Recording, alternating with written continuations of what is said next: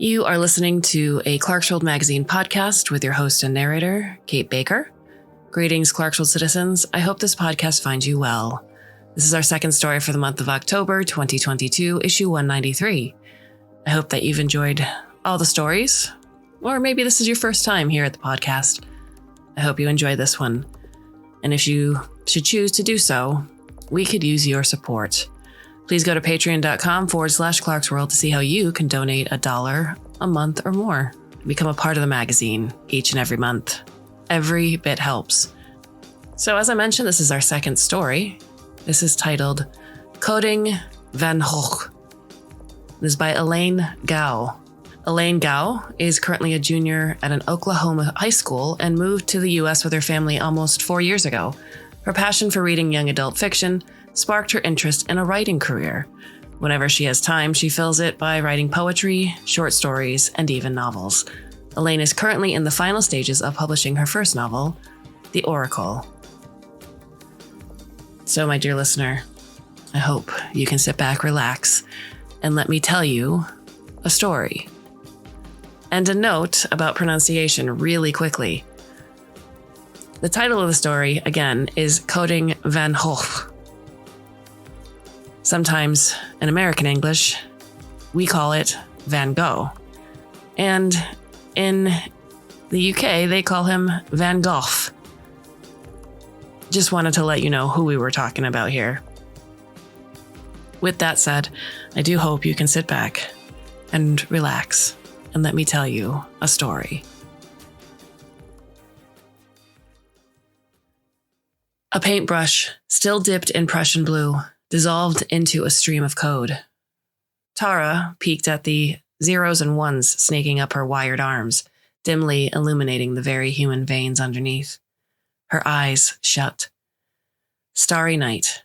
Violently controlled waves tamed only by the canvas, cupped in its palms. Gold, amber, and rusted orange wheels stuck to their eternal task, spinning. Geometry dictated the establishment in their penumbra. Dark and shrouded, the people in the village as a whole gladly groveling in the shadows of the celestial bodies. Except the gnarled tree, a Trojan horse, broke the rules. Mottled and serpentine, it swallowed the village's minarets in its splendor and stretched its talons to claim the blue ripples' prizes. Pure genius. The algorithms behind the different hues' compatibility, the various brushstrokes, calculated widths, and the elements' proportions. What kind of genius was capable of this? Tara's fingers shuddered where she held the powerful utensil, stroke for stroke, color for color, not even a pico shade out of place. Those same waves spilled out of her brush, and the haughty stars, and the humble town, and the cypress, the ultimate symbol of a lucid mind, eclipsing rigid boundaries. Her brain throbbed, the billions of neurons colliding a bit more rapidly. What if, she fancied, what if I spread out the crown of leaves a bit farther?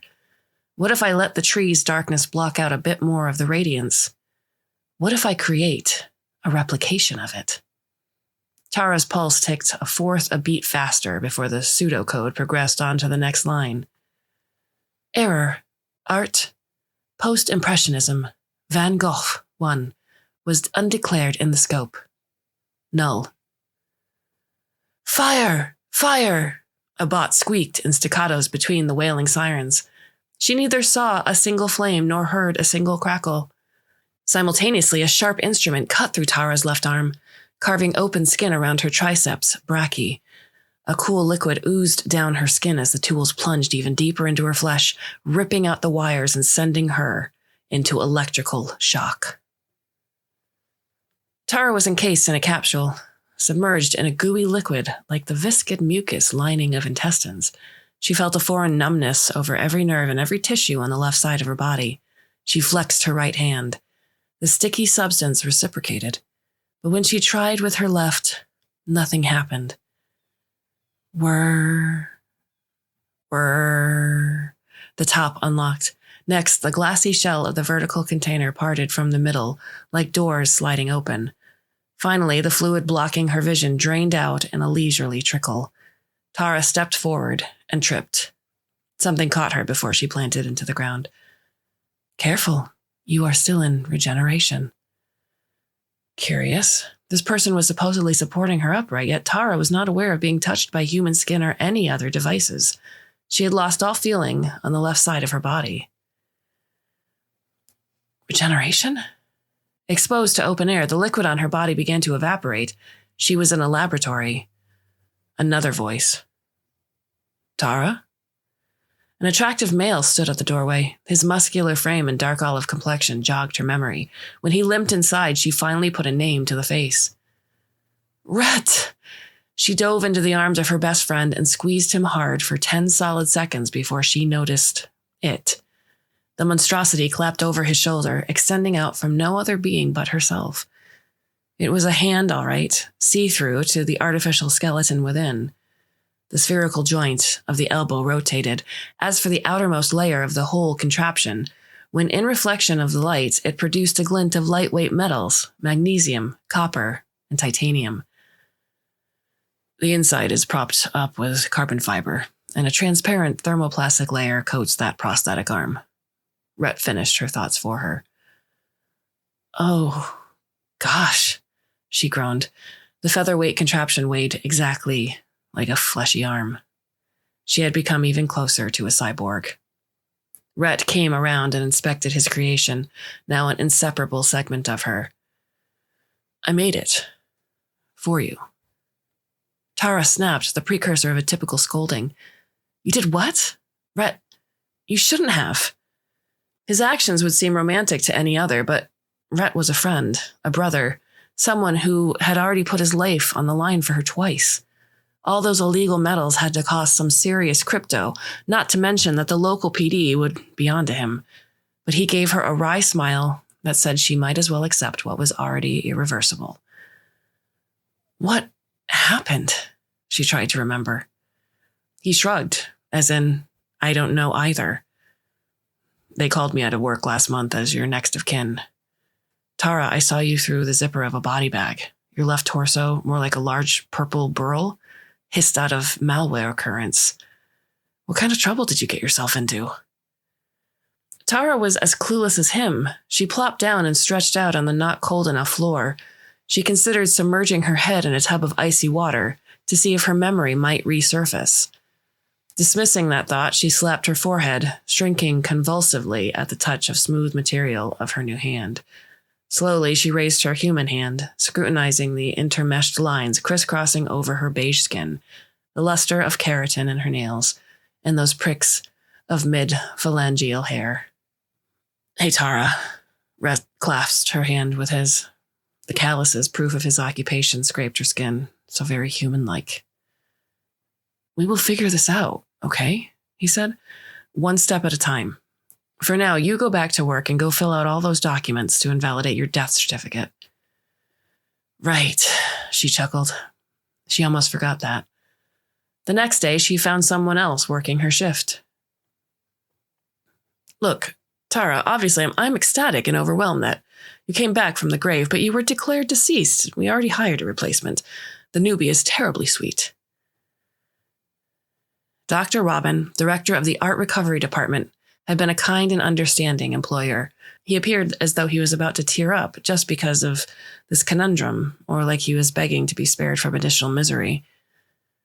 Tara held him in great esteem. His many published works on respecting and preserving artistic heritage over data mining were what inspired her to pursue this line of work. Since then, she'd learned a great deal from him about art history, the chemistry of different mediums, and the psychological analysis of paintings.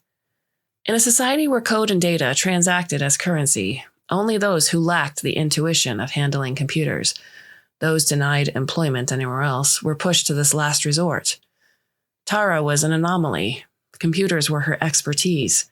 She conversed in object-oriented programming, or OOP, like a poet who manipulated words to her liking.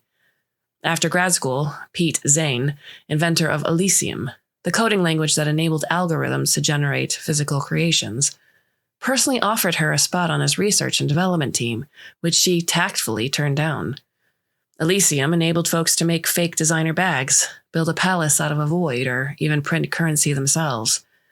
Although the range of wonders it could accomplish still depended on the user's skills, there had to be restrictions.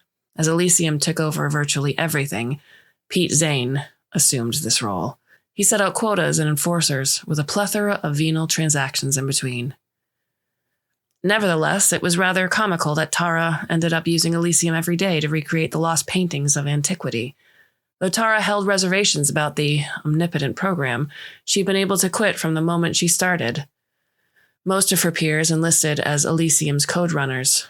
They offered up their bodies as the vessels for pre-written codes and relinquished controls to the compilers every single day. At the end of each program, the CPU yielded a new song, book, or headline for entertainment, batches of vacuum-packed ham and toast slices, or another shipment of Elysium wares, chips that could be easily used in everyday homes. Well, you can't fire her then. I mean, this is a special case, right? Tara lost confidence even as she was speaking. Dr. Robin sighed. Oh, dear. You know what? Forget it. Tara let out a deeper exhale. Screw it. It wasn't like she was being sent out to beg in the streets. That was unfair of me. I apologize. No, not at all. You had every right. The muscles on his face slackened, sensing that he just avoided an extremely unpleasant conversation. Tara couldn't bear to leave one thing behind, though. Can I come and watch the others start on the post-impressionism works? I mean, I guess they should be well into it the past month, but I wanted to see it one last time, please. One replication? Tara and her team celebrated their big finale on the prolific impressionists and expressionists shortly before her incident occurred. Now they should be on to the freaky ones, the rule breakers. Seurat's pointillism, Matisse's fauvism, or Munch's dark and depressing scenes. Well, that would be against protocols, my dear. Doctor, Tara stuttered. I think you might be mistaken, sir. She had memorized all 57 rules of the manual, after all. Dear. He pursed his lips, struggling. It's simply not possible. I'm sorry. I know your commitment to the cause, but I must consider the other's safety as well. Please forgive me. After centuries of neglect, Elysium contained the last coded copies of all the prehistoric classics. No one was going to dig them out until Dr. Robin initiated the program to reproduce physical versions of these artworks for public education. It was a one-of-a-kind human endeavor to backtrack history instead of bulldozing forward. For an accident that Tara couldn't even remember, she was forever banished from dealing with those glorious paintings and barred from the only method to lay eyes on them. This realization hit her harder than any of the events of the last few days. Something didn't click. He lied or changed the rules for what? Her request wasn't outrageous or threat-inducing. She glanced around his office. The walls had been sloppily repainted recently. The antique furniture Dr. Robin collected, each one a king's ransom on the black markets, bore the wounds of a fire that scorched the fine quality of wood into burnt sienna and various spots of sooty black. She glanced past the cabinet to the corner where a Matisse now hung. Where was his beloved Water Lilies number 23? She'd spent 250 consecutive nights recreating every single painting in Monet's first series. Monet's dreamy palette often explored the intermediaries of colors, the blend between turquoise and chartreuse, magenta and violet, or fuchsia and burgundy. It was like smearing a tear-stained landscape. Dr. Robin claimed that he hated Matisse, the incompetent copycat of the master who pioneered capturing the shifting nature of light. Yet the piece that now hung in Monet's place was a woman with a hat. The figure's blue-green face shirked under the ostentatious fascinator hat. The imbalance of colors and mass repulsed Tara. It was a possibility, so she had to ask. Did I have an accident here? The old man broke into an incredulous face of definitively arched eyebrows and suggestively beady eyes behind his spectacles. No, nothing of the sort. Dr. Robin clearly lied little in his honorable way of living. Sir, please, she cried. Was I allegedly killed here at the art recovering department? I just told you. No. But he did call her a potential breach of safety for the other employees. Sir, I want the truth. I want to know what happened to me. Her voice broke like the nasty squeak of a dislocated shoulder. Stop, Tara. He removed his glasses, no longer shielding the silent apology in his sage gray eyes. I need you to leave and never come back. The naked vulnerability spoke of his helplessness, his forced compliance, his duty to follow guidelines. She was reminded of the time she prodded him about when their first exhibition would be. He'd said, there are higher powers on this earth to answer to. Little did she know that God was perhaps out of reach, and her hero was but a metal link on the entire chain of command, rusty and old. She shivered at the doorway and droned out the 2 words, her death sentence. Yes, sir. She didn't do herself a favor by burning her bridges. Halfway down the block, her eyes angled toward where her heart belonged, the entrance of one dilapidated edifice, obtrusively bracketed by modern houses. Monotonous quadrilaterals formed these buildings that were trimmed to the same height. They unrolled down both ends of the street. Onlookers scoffed at her bare shoulders. Unlike the Elysium uniform, the front knot blouse loosely puffed down her arms. Her ripped jeans were a marker of social deviance. Girl, you are blocking my clients. The flower shop lady cleared her throat. Every time Tara allowed herself the last glimpse back over her shoulder, she fell into minute-long dazes. She mumbled an apology. Just hit the road. The white polo clung tightly to the woman's wider bodice and stretched in long wrinkles as she turned with tree trunk legs. Tara thought of the flowers the woman had in stock. Technological manufacturing equipment, upon receiving instructions, would fuse filmy petals around a central stigma. The process was several hundred times more efficient than the natural method. She'd go out of business in a month if her seeds were still spreading roots in the dirt, let alone without a worthy bloom. Tara purchased a lily, a much more realistic reproduction of the physical world than Monet's violet blobs smeared onto the canvas. She strained out her right hand and measured the lily's radial symmetry. The lone flower spelled a fraction problem. Imagine a pie divided into 5 equal slices, and one gets the 5 ivory tongues sticking out. Shouldn't you start applying for a new position? Rhett said. He was poking pinchers, drills, and scalpels into the arm she irresponsibly punched into the wall several times, and maybe intentionally set on fire just for the sudden impulse to see if she would feel any pain. The answer was no, since Rhett couldn't have possibly afforded those nanotech sensory processors. What job? Tara yawned and repositioned herself on the sofa. She had hardly got up and walked around for the last 2 months, 15 days, 8 hours, and 33 minutes. How did she survive then? Codes made everything possible. She positioned her personal compiler right atop the adjacent desk. If she clicked 5 buttons, 2 slices of toast, 1 with peanut butter spread, a plate, and a glass filled with orange juice would amalgamate into her breakfast. Tara's high academics enabled her to do far more than that. With some clever synthesis, she turned 5 clicks into 1. Tara's breakfast. She even tweaked a few values to burn the toast just right, to improve the spread's sweetness. Her mind drifted to Vermeer's The Milkmaid. It had a peculiar interior design. The sheeny wall backdropped a full counter of pots and pans and baskets of food. The figure, dressed in rich aquamarine, was pouring a jug. What do people do in those kinds of settings? What could possibly take them so long to prepare food? Rhett was answering her nonchalant question. I don't know. You haven't lost your touch with computers. You are still the coding whiz I know from kindergarten, even after your time with that messy art stuff. Zane would still want you. Maybe not in research, but you will get decent pay as a satellite coder. Or if you could create something close to Keiko again.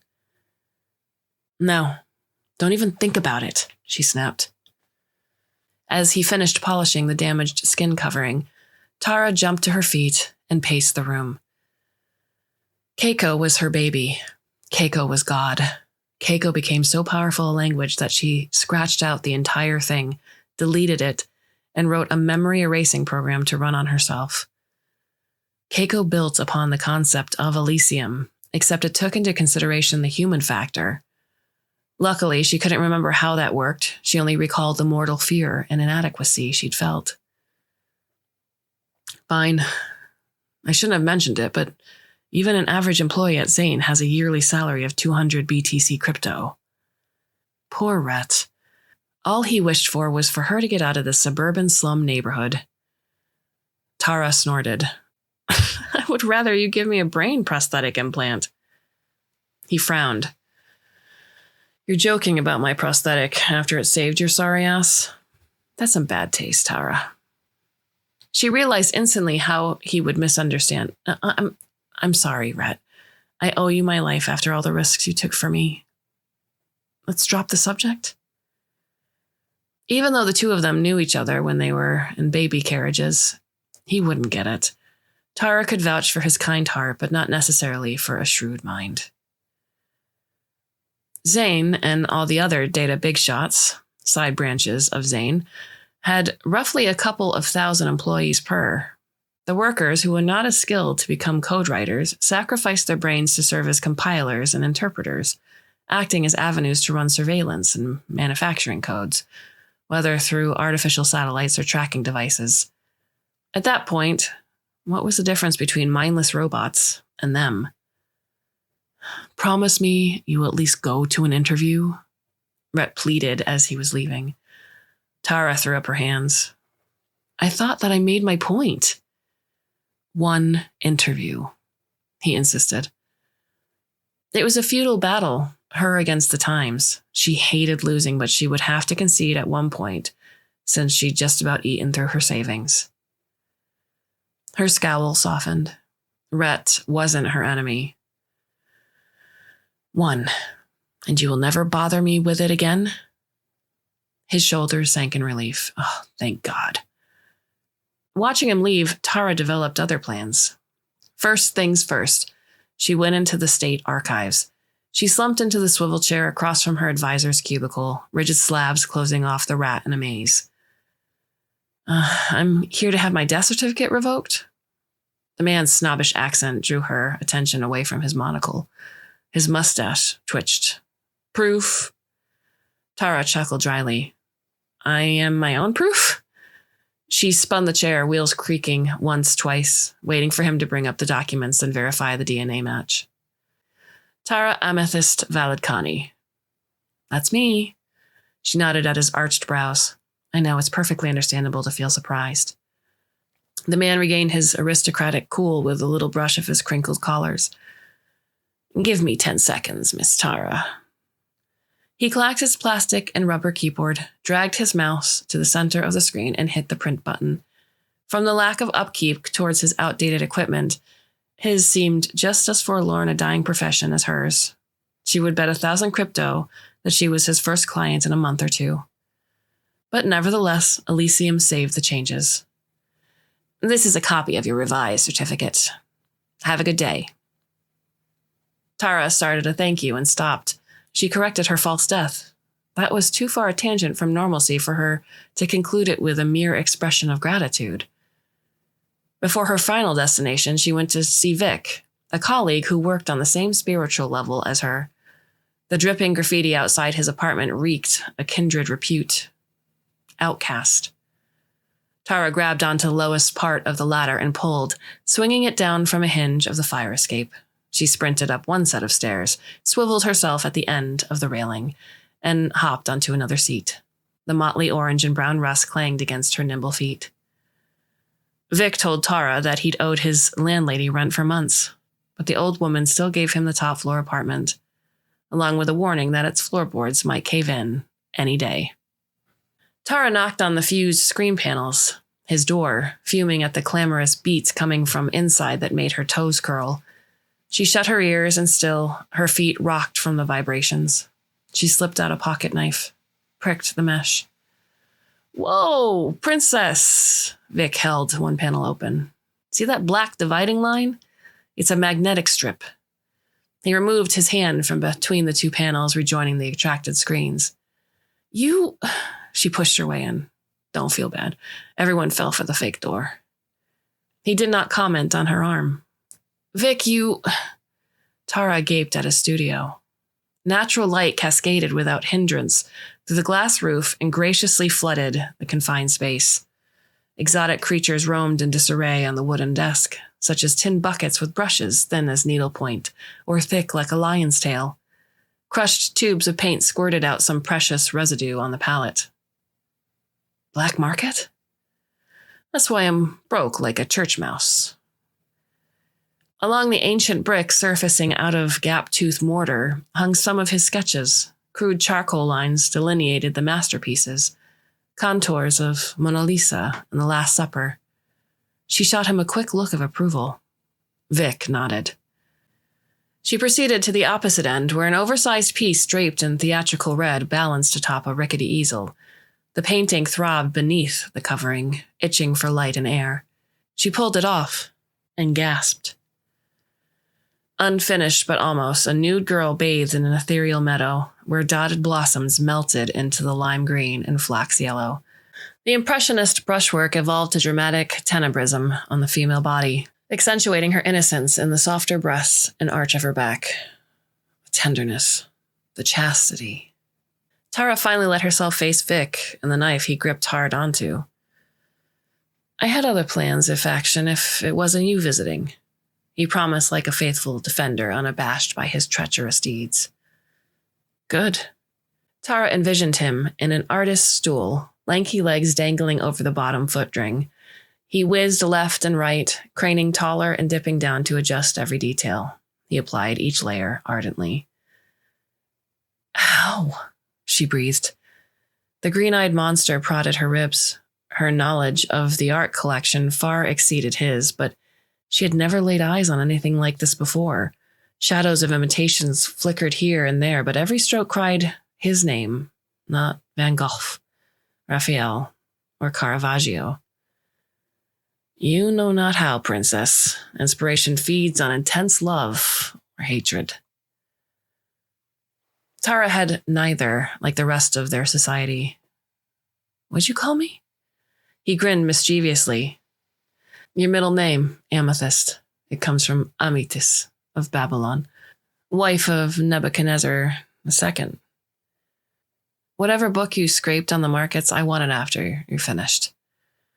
You shall have it, princess. He took a step closer, whispering down her neck. I painted my interpretation of Amitis. You two have the same eyes, sterling gray with flecks of the purple gem's glint. His breathing was a low-pitched tremolo. A frown surfaced on Tara's forehead. She turned sideways. Thanks, I guess. His audible exhale followed. Tara frowned harder. What was that supposed to mean? Like he just proved something? Well, she lightly pushed him away at the shoulder. I need a favor. Don't come to night patrol at the art recovery department today. She exited without an answer, not like it mattered either way. This was her last go at living freely.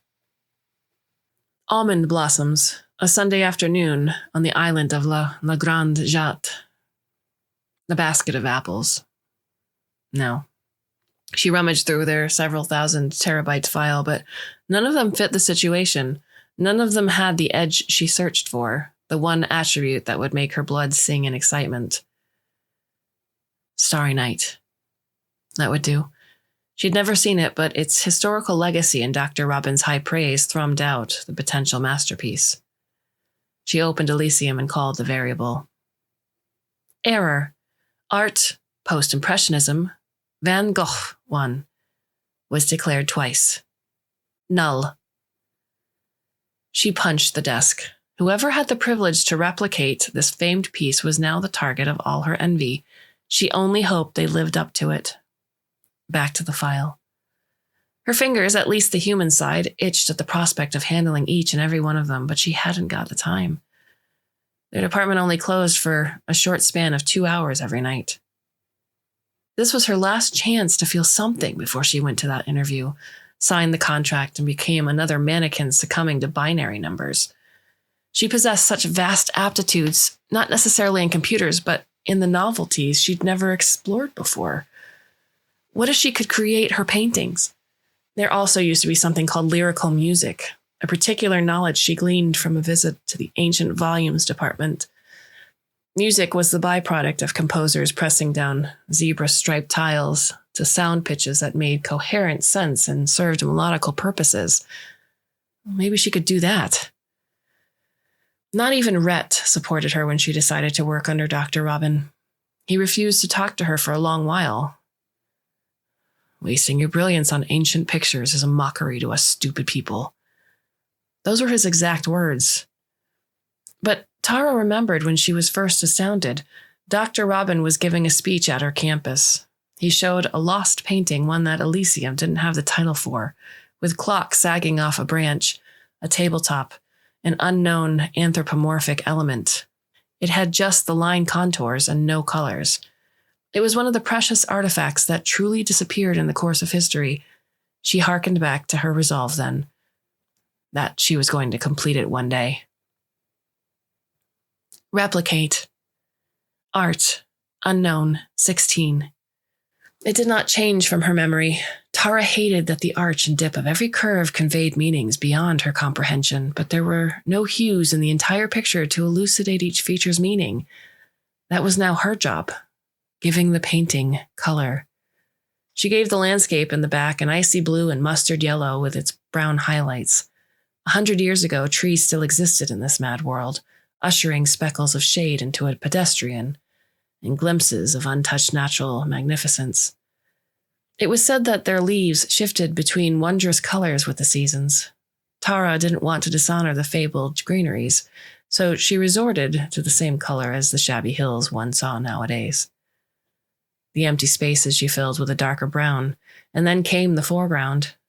Decor, like clocks, belonged in the antique shop, and the antique shop was the realm of gold, silver, and bronze.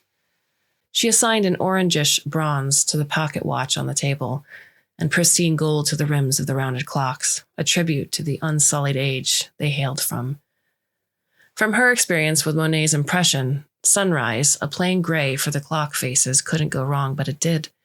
So light a color made it blend in and not stand out. The wrong shade of gray, perhaps, but as she dialed up and down the intensity, the entire composition only morphed more and more out of proportions. Silver, which was like shiny gray, didn't make it any better. Gold, yellow's complementary color is purple. Now, that only turned it into some androgynous creature. Tara clicked her tongue by reflex. She was not the person that settled for second best, not where there was perfection out there. What about blue? Purple's analogous color. She envisioned it and smiled. What a fool. How had she forgotten her purpose here tonight? Illegal but determined. By her definition, this was her last moment of living before she lost her humanity. So why was she deducing from logic and not from the heart? Blue is the answer. A surprising coincidence. But what type of blue? The thin minute hands spins and spins, overlapping the hour hand crawls in slow motion. The two added together times 3. Ants feed away at the abandoned timepiece. A source, scorching sun perhaps, stimulates the metal's ductility, bends it, warps it, yet gravity keeps pulling it down until it's elongated out of shape. They melt like heated camembert, yet time tethers them from disintegrating into a liquid puddle. The faded seashore and rocks further suspended at once precise instants, where clocks stopped ticking. Changes stopped occurring, and the world altogether stopped advancing forward. In such an apocalypse where the mind surrenders all consciousness, even time ceases to matter. It has to be a blush of blue, transient. She thought of a shade almost identical to what she chose for the sea, but with tinctures of pure cyan, as if existing in the threshold of dream and reality. Oh, that was it. Genius.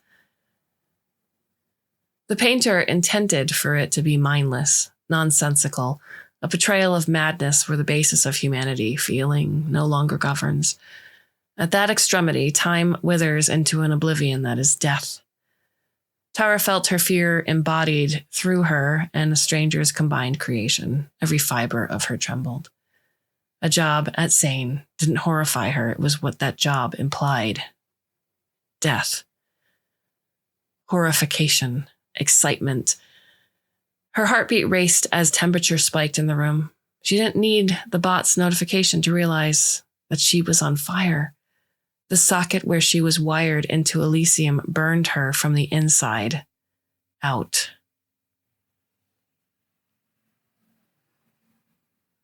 Sirens wailed. Tara Amethyst Valakadani, you are under arrest. A bod squad in black filed in and formed a circle, training their laser guns on her. Pinned down in red, she winced. Her right hand, rendered into ashes, screamed for morphine. But the fire stopped there. Someone shut the program down remotely. For what damn reason? She roared. They stood their ground. Couldn't persons operating the bot see that she needed a medic more than the police investigation? Right. They were technically not humans anymore. I said, for what damn charges, you metalheads? If you were only here because of a code error, get the hell out. This is private property owned by Dr. Russell Robin. One bot calmly whirred around and cuffed her ankles. With her remaking human arm, mutilated by fire, Tara was in no place to resist. Another spoke. Tara Amethyst Valakadani, former employee of the Art Recovery Department, you are under arrest for violating the Elysium Bylaw Section 5, Clause 1. Before she could demand the specificity, it gave exactly that. Individuals must refrain from concentrated human emotions when utilizing Elysium to conduct business associated with past human activities. Then they proceeded to move her into a prisoner transport vehicle. So her passion was her crime? The computer inside chirped. Tara Amethyst Valakadani is associated with two collaborators, Rhett Falkman, suspected of illegal metal trade, and Victor Pongetti, another violator of Clause 1. Tara heard two ordinary male names, nothing more. Dr. Robin's self-driving race car screeched into the driveway. The old man staggered out of his seat, dropping his cane. Knees on the ground, he yelped. I told you to stay away, Tara. I tried ripping out the wires last time to save you. Why did you have to come back? Last time. Must be the accident, but Tara couldn't care less now. After the bots opened the back door hatch of the prisoner's vehicle, she allowed them to haul her in without protest. In a short while, she won't be able to think or feel for herself, be that joy which warms her from head to toe, or fear like chilling gusts cutting her skin. And then, nothing will mean nothing no more.